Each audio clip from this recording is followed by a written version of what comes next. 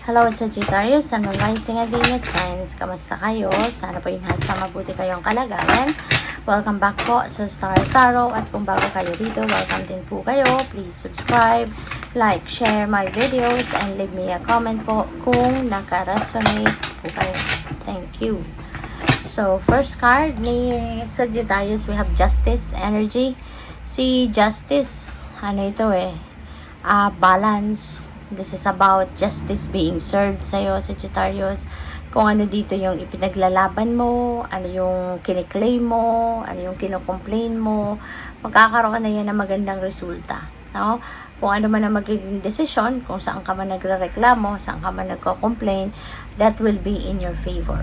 So, magiging maganda, maayos dito yung inyong sitwasyon. Justice will be served. Kaya ito na din yung pagmumulan ng balance. Ito na yun yung pagmumulan ng, balance sa buhay mo. Kaya, that's really beautiful.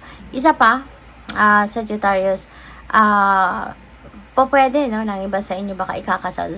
No? Baka ikakasal sa judge, ikakasal sa mayor, ganon. No? Civil wedding ang ganap dito for some of you. So, congrats.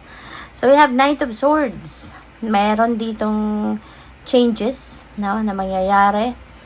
Yung mga pagbabagong ito might also involve travel. Baka kayo ay kailangan pang bumiyahe, kailangan para sa mga pagbabagong ito, kailangan pa siguro na mag-relocate. Baka, yung mga isa sa mga changes na to, kunyari, maglilipat ng bahay. Diba? Baka kayo magre-relocate. Pwedeng sa trabaho din. Baka kayo ay malilipat ng branch, malilipat ng opisina, ganyan, kaya kailangan ninyo mag-travel. So, possible din yon. And yeah, so there are changes coming up. There are changes that are about to unfold, in your life very soon. So, we have 3 of Pentacles. Sa mga pagbabagong ito, sa mga kaganapang yan na mangyayari sa buhay ninyo, huwag mag-alala. Kasi there are people that are going to be people that are going to be willing to there are people that will be willing to help you, to support you sa sitwasyon na yan. Okay, meron ng mga tutulong sa'yo, merong support, in a way, shape, or form na kailangan ninyo, masusuportahan na kayo ng mga taong ito. Kung sino sila, kung ano yung mga pwede nilang gawan, sila mismo makikipag-usap sa'yo na mag-o-offer sila ng assistance, ganyan. For others of you, pwedeng may mag-aaral. I'm picking up na baka mayroon kayong gusto pang matutunan. Maybe you're curious about something. So, pwedeng mag-aaral. Pwedeng babalik school. Pwedeng magre-research. Pwedeng may mentor, may coach, may one-on-one teacher, ganyan, na mga kaganapan. But, yes, you are going to learn something, something new. So, maraming salamat for subscribing, and if you haven't subscribed yet, subscribe na kayo. So, maraming salamat din for not skipping the ads. Malaking bagay yan sa akin. And also, please click the join button sa baba ng video kung gusto niyo na mag-join kayo sa membership. Okay? Salamat po. So, angel number 2020. Yan, may mga bonds. So, this is good, lalo-lalo na kung kunyari, matagal kayong hindi nagkita-kita ng inyong mga kapamilya, So, pwede rin na merong mga reunion dito na magaganap, or pwedeng meron kayong mga bagong connections, mga bagong kakilala, or bagong makikilala, yung ganon. At yung mga pagkakakilala na yan, maaaring yan ay mauwi sa isang malalim, na relationship. Alam mo yun, yung dito makikita mo yung honesty ng someone na ito na bago na yung kakilala. Kaya mas magdi-develop kayo ng mas malalim na relationship with that person. Kung ano mang klase na relationship ang kauuwian or kakakahantungan ng pagkakakilalang ito, it's going to be strong. Magbi-build kayo dito ng strong foundation on whatever kind of relationship that is.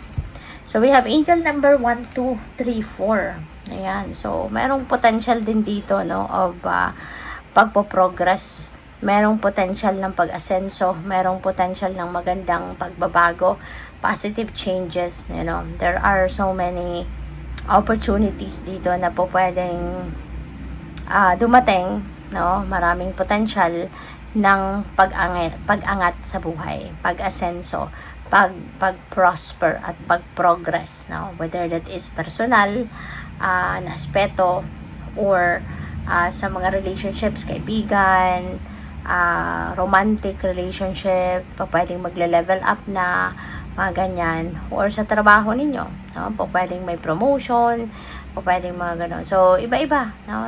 Iba-iba tong potential na nandiyan dyan, inihahain sa iyo ng Divine Universe.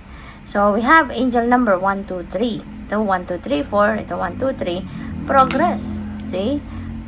Talagang parang na-mention ko na, di ba, kanina, na may potential dito na umasenso kayo. May potential na mag-progress at mag-prosper ang mga ginagawa ninyo. Kaya ito, kino-confirm niya lang, di ba, na yes, indeed, talagang papunta na kayo sa isang magandang pagbabago. Papunta na kayo doon sa pag-asenso, pag-angat pa ng pamumuhay, quality of life, pag-angat ng siguro trabaho ninyo, position sa trabaho, yung mga ganon, no? So, what else? We have angel number 427, authenticity. So, importante lang, lagi kayong authentic, lagi kayong honest, lagi kayong totoo, diba? Kasi when you are honest with yourself, you're honest with other people, so mas maganda kasi positive ang energy na pinuput out ninyo into the universe. So you will be attracting good people, you will be attracting honest and authentic people as well. Kaya maganda yun, makakatulong yan sa'yo ng mabuti, makakatulong yan sa'yo na mas maging maswerte ka, mas mapapaligiran ka ng positivity, good things, 'di ba? Good situations ang lalapit sa iyo kasi lagi kang positibo, laging positibo yung energy na nilalabas mo. So we have purpose. Ang iba siguro sa inyo sa ngayon will be determining or will be finding out kung ano yung purpose ninyo sa buhay, 'di ba? Baka sa ngayon ma-figure out mo na or ma-discover mo na kung ano yung purpose mo. Diba? Ano yung mission mo sa buhay sa ngayon? Anong purpose mo? So, maaaring sa ngayon, maaano mo na yan, ma-find out mo na. Diba? And kapag, malalaman mo din kapag you are already living your purpose.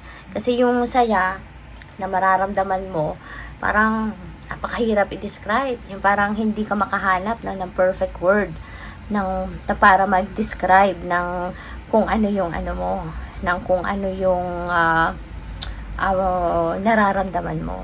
Kaya, yun. So, siguro ngayon, mararamdaman mo ngayon na, oh my God, this is it. Ito na yun. Ito na yung purpose ko sa buhay. Kasi, magiging masaya ka. Diba? At yung sayang yan, ang lalim. Hindi lang happiness, kundi joy ang mararamdaman mo. At saka, kapag ginagawa mo, kung ano man yung purpose mo, alam mo na yan talaga yung purpose mo kasi sobrang saya, ang gaan ng pakiramdam at saka alam mo na nakakakonek ka na ngayon sa nakakakonek ka na ngayon sa universe, nakakakonek ka na ngayon sa higher self mo, yung ganon. So good luck sa'yo, thank you for watching, love and light, namaste.